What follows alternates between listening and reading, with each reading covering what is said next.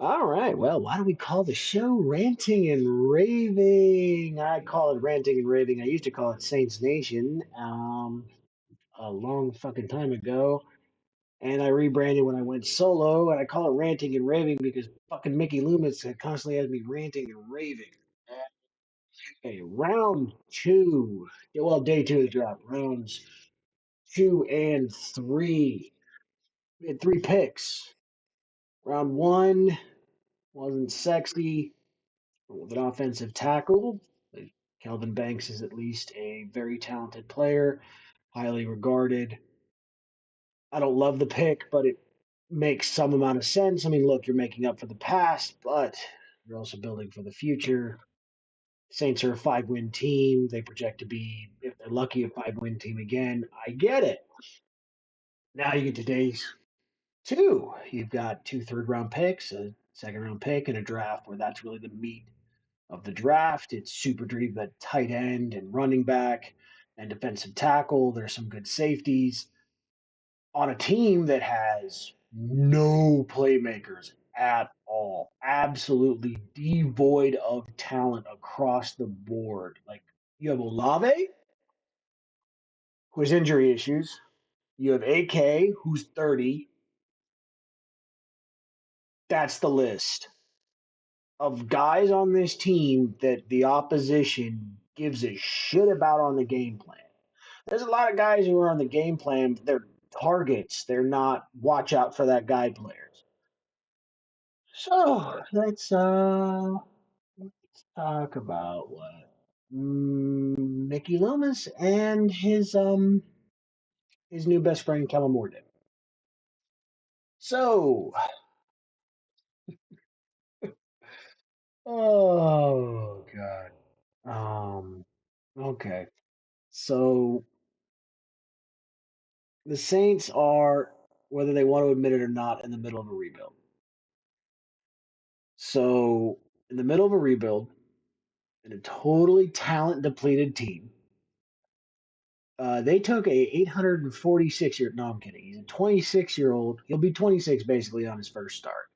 And make no mistake, I'm high on Spencer Rattler. I think Spencer Rattler is more talented than this kid. I think Spencer Rattler will make a better pro than this kid. I think Spencer Rattler projects better as an NFL quarterback than this kid. Period. Um, there won't be a quarterback competition. Kellen Moore and Mickey Loomis will make sure of that. It'll be the same faux competition bullshit that there was with Jake Hayner and Rattler last year. Rattler will clearly outplay him through large parts of camp and even the preseason, and none of it'll matter in Rattler being the backup. Or Rattler will really look good during camp and even possibly in the preseason, and they'll trade him just to avoid the controversy. That's what's going to happen. They drafted Tyler. I don't know if it's shough or shough, but I don't know which name I find funnier because he showed do got a lot of fucking injuries, or Shuck sounds a lot like suck, and he pretty much sucked. Either way, he's better as a punchline as a player. And if you don't like me taking that position on their second round pick, I have a really simple response. All he has to do is go out on an NFL field and prove me wrong. New data equals new analysis. Welcome to the scientific method, folks. New data, new conclusion. That's how it's supposed to work. I only have the data that I have, which is that he was in college for like 7 freaking years because he was constantly hurt. He's got 20 starts to his name. Most of them weren't very good. The one good year he had was this last year, and it was mostly mid. Even his highlight film is mostly not very good throws that ended up either being kind of okay or more of, God damn, the receiver made a great catch there, but that throw was shit. Plays. Like, he throws a really nice deep ball on some of those throws. That's about all I can say about the guy. He doesn't have good feet. He's terrible under pressure.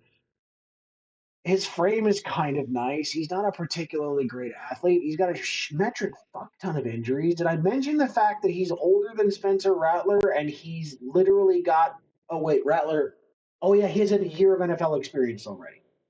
You drafted a veteran backup for Rattler as a rookie. Like it, you got a bridge quarterback. You drafted a bridge quarterback in the second round on a talent depleted roster in a draft that is loaded at running back, tight end, defensive tackle, safety, line. You had linebackers there. You had Mason Taylor. You had running back. Like you had impact players, talented players, guys who could have been major names, major key cogs for your roster for the next decade. Guys that are going to be names around this league available. And you went with this fucking kid. And look, I have no issue with Tyler Shough or Shuck or Suck or whatever the fuck his name. I haven't seen any issues that have come out that he's a woman abuser or child abuser or racist or a red hat or any of the things that would make me hate him as a human being. So I have no issue with it.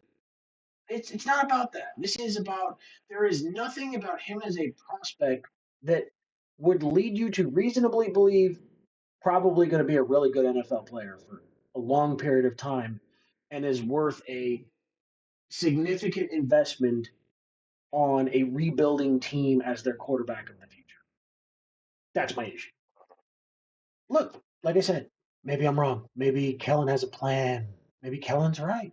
We better hope Kellen's right. And maybe I'm wrong about the other side. Maybe Kellen will have some balls once it's actual football on the field and tells Mickey, okay, cool. We drafted what we drafted, we did what we did, and he goes, well, shough was my guy or suck was my guy or whatever again, whatever his name is. I literally don't know how to pronounce the last name. I've heard it enough times. I didn't watch him enough because I watched 2 games of him playing and went, ugh. And I had fucking seen enough. Apparently, that wasn't enough for the Saints, and they decided, yes, this is a guy we must have him. Everyone's going to draft this guy. We couldn't possibly wait until the third.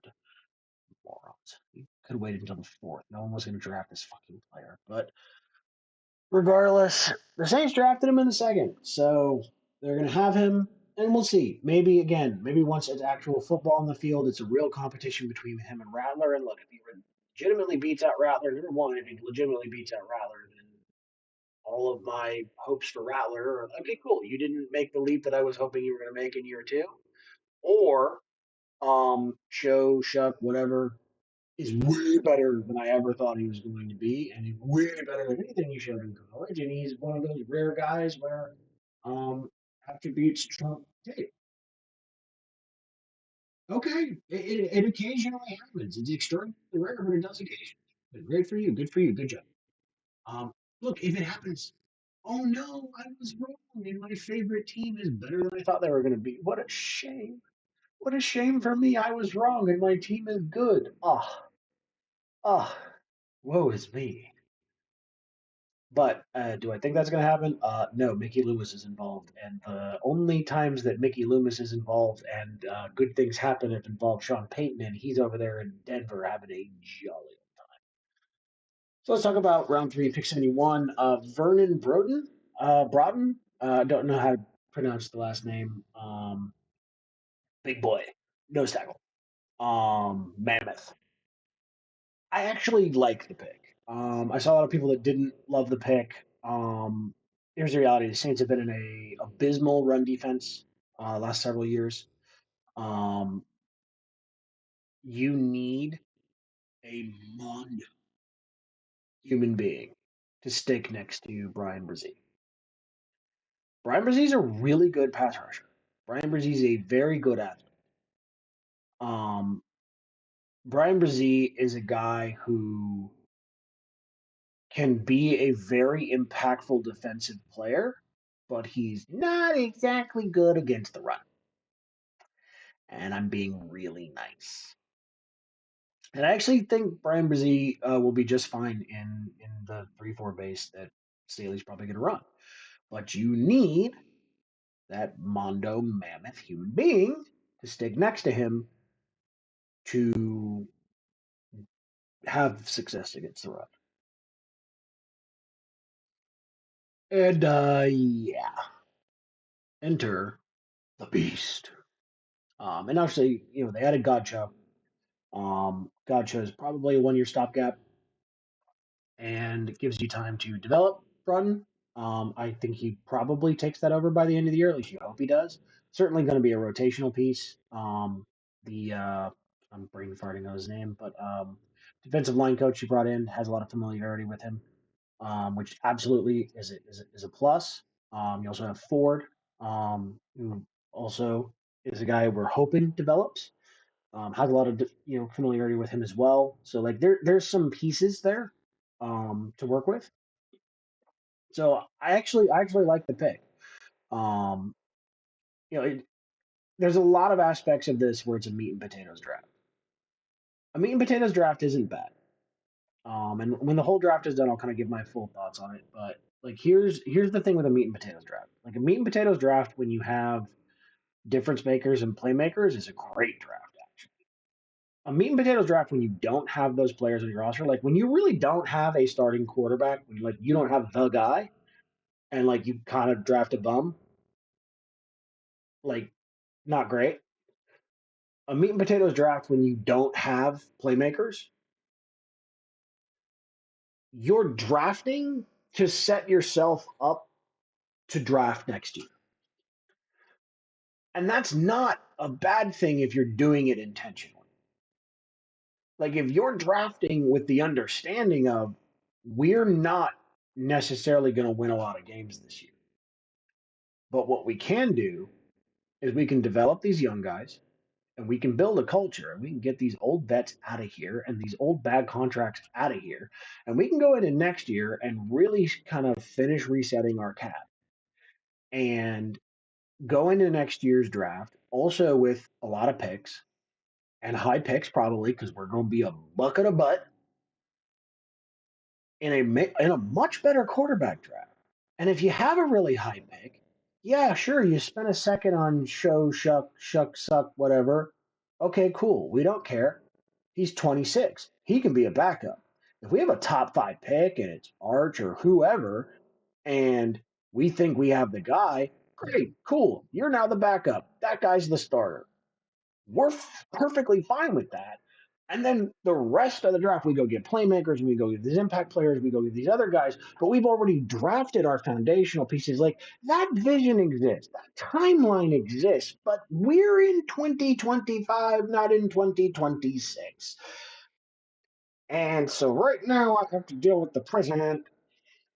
And in the president, I have a left tackle who might be playing left tackle, who might be playing left guard, who might be playing right tackle. We don't know. And he's redundant because we already drafted a first round right tackle and drafted a first round right tackle, and the first round left tackle is playing right tackle, and the first round right tackle is playing left tackle. And we drafted a first round center, and he's playing right guard, but he's also terrible at that. And the first round left tackle is playing right tackle, and he's okay. Some think he's terrible, but he's okay. But in some games, he's terrible. And yeah, it's not great. And Kevin Banks hasn't played a snap, so we don't have any idea what he is. That's why he was drafted. And now we have Shuck, whatever. I'm gonna call him Suck because I hated his film until he plays, and if he plays well, then he'll lose the nickname Suck. That's how this works. And he's nothing. And we got Vernon, and there's nothing wrong with Vernon. We have this big Mondo nose tackle, and I like him. I think he's a good draft pick, but he's a meat and potatoes guy. He doesn't make you better. I think he's going to make the run defense better. Okay, like not all on his own, but he's going to help there for sure. And then teams will go, cool. Well, you have no corners, and Honey Badger's still on the field, and he's food. So we're going to score 32 points a game against you. So we don't really care. We just won't run for 150. We'll run for 110. But we just won't do it running at big boy. We'll run out at the edges because your linebackers are old and slow, and Pete still exists. Because we didn't address linebacker. Because there were no linebackers in this draft. Like, unless you were going to take the linebacker in the second, which you didn't do because you couldn't do it because, you drafted the Quarterback, you probably could have gotten in the third. But anyway, let's talk about the other third round pick. And then we can get out of here. Jonas Sanker. Again, another pick. I don't dislike the pick. I don't. These are not bad players. That's the actually extremely frustrating thing with this draft is they're not drafting bad players. These are not guys who are like, ah, well, okay. Other than like again, I hate the suck pick. I hate the I don't like the player. I didn't like his film. I didn't like anything about him leading up into the draft. I've been very verbal about that on Twitter. I've been very verbal about that in Discords. I have been consistent of I think this is a bad quarterback prospect. The only quarterback prospect I hated more than him was Will Howard. Thank God we didn't draft Will Howard. The only thing Will Howard does better than fucking Tyler Show is he was born earlier. That's it. Um, but like, yeah, look, there's nothing wrong with Jonas Sanker. He's athletic. He's rangy. He's actually pretty dynamic. Like he loves to hit, and I like that about him a lot. He's a strong safety. He's got good coverage skills. He's a very willing tackler. But he's not like a thumper. And what I really mean by that is like stylistically, he's not just like a Roman Harper. Like, ooh, I think I'm a linebacker, so I like to hit people, but I'm 25 pounds too light to be a linebacker, so I kind of bounce off bigger people, and it's kind of a problem type thing. Like no. Like he's like a legitimate safety. He can cover. He can move. He can do things in space. Like he's a good safety. He has ball skills. He has coverage skills. Like he's not a ball hawk guy, but like gets past deflections. Like can do those things, but like just is a very physical player who absolutely likes to hit people. The physical part of the game seems to be something he very much relishes. And that is something this defense needs. He plays fast, he plays hard, and we don't have much of either of those things right now. So I don't dislike the pick whatsoever. In fact, I actually of the four players we've drafted, I'm kind of the most excited about him because at least he look. You put him and Reed on the field at the same time, and somebody somewhere is getting hit, and that's kind of fun. Because Reed does have some ability to play to play free safety. Like you can put those two guys on the field at the same time, and put Honey Badger in the slot or just try to hide him somewhere, or put him on the bench. Sugar Possum, sit over there, go cover the bench. It won't run away from you. We hope. Um, and yeah, he gonna hit somebody. He gonna hit somebody, and he gonna hit him hard, and it's gonna be fun. Like yeah, he'll do some nice fun things, and do I wish it was a running back or a tight end? Again, just partially because we need those, and partially because the draft was really deep at those spots. Yes, but it's also really deep at safety, and we need safeties too. We need two of them. We have no safeties. We signed Reed, and Reed's young-ish, but like we needed another safety. We still need another safety, but yeah, don't hate the pick whatsoever. Good, solid player, athletic, good archetype. Like not a bad player, not a bad pick. Like hate hate the suck pick. Like until like go on the field and show me that you actually can play quarterback, and I'll shut the fuck up about it. And until then, terrible pick. Banks, really good prospect, very good athlete, all the credentials in the world. I don't like the idea. I hate the process. I hate the reason why you were drafted. I have no issue whatsoever with the player. Vernon, big mondo human being. We need one of those. It's not sexy, but I get it. Jonas, same thing. Um, he's dynamic, like the player, like the pick, like the pick. I wish it was a playmaker. There's some guys still on the board. Look, we have two fourth round picks. Here's really what I'm hoping for. I would have taken him in the second. I'm ecstatic that he's got a shot to be there in the fourth. I don't have a lot of draft days in this draft. There's actually two. They're technically going to be there in the fourth. I know one of them's not going to get taken, and it has reasons that have nothing to do with football, and I don't even want to deal with those because they're just going to annoy me. So I'm not even going to touch on it. But there's one guy. Please, Mickey, I know you hate the fans, and I kind of like not kind of Mickey. I hope. Yeah, I hope some things, Mickey. But just one. Just do me one favor, Mickey. Bring me DJ Giddens, please. He's. I think he's going to be one of the steals of the draft. He has this filthy ass jump cut in his game that I think is going to translate super well to the league.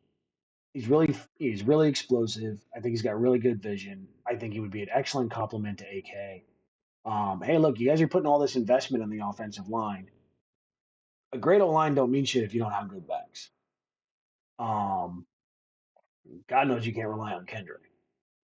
Um, please bring me Giddens or Gunner Helm. Like I'd settle for a Gunner Helm, but like bring me Giddens.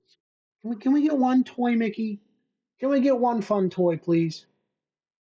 Please, one fun make you smile player. And I swear to God, Mickey, if you go get fucking Scatterbo, I'm gonna wish real bad things on you, man.